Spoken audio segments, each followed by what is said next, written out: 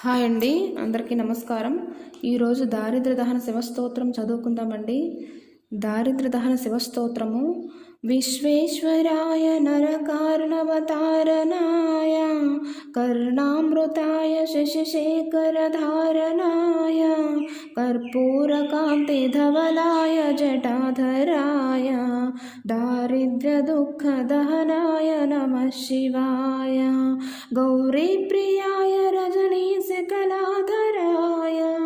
కాలాంతకాయ భుజగాధిపకంకనాయ గంగాధరాయ గజరాజవిమర్దనాయ दारिद्र्यदुःखदहनाय नमः शिवाय दारिद्र्यदुःखदहनाय नमः शिवाय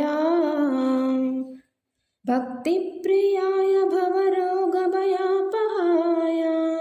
उग्राय दुःखभवसागरतारणाय ज्योतिर्मयाय गुणनामसुनृत्यकाय दारिद्र्यदुःखदहनाय नमः शिवाय दारिद्र्यदुःखदहनाय नमः शिवाय चर्माम्बराय शिवभस्मविलेपनाय फालेक्षणाय मणिकुण्डलमण्डिताय मञ्जीरपादयुगलाय जटाधराय दारिद्र्यदुःखदहनाय नमः शिवाय दारिद्र्यदुःखदहनाय नमः शिवाय पञ्चाननाय फणिराजविभूषणाय हेमाङ्कुशाय भुवनत्रयमण्डिताय आनन्दभूमिवरदाय तमोमयाय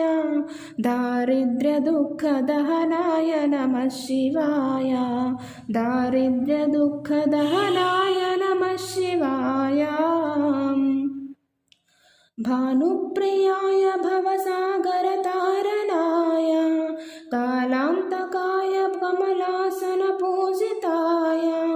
नेत्रत्रयाय शुभलक्षणलक्षिताय दारिद्र्यदुःखदहनाय नमः शिवाय दारिद्र्यदुःखदहनाय नमः शिवाय रामप्रियाय रघुनाथवरप्रदाय नागप्रियाय नरकार्णवतारणाय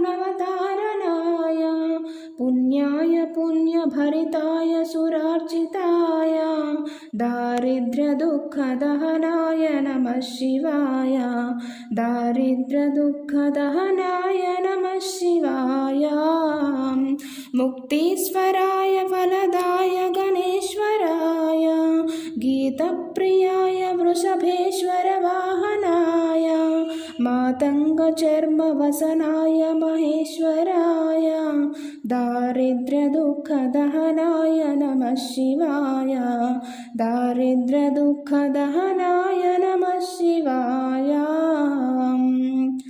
वसिष्ठेन कृतं स्तोत्रं सर्वरोगनिवारणं सर्वसम्पत्करं शीघ्रं पुत्रपौत्रादिवर्धनं त्रिसन्ध्यं यः पठेन्नित्यं स हि स्वर्गमवाप्नुयात् इति श्री वसिष्ठविरचितं दारिद्र्यदहन शिवस्तोत्रं सम्पूर्णम्।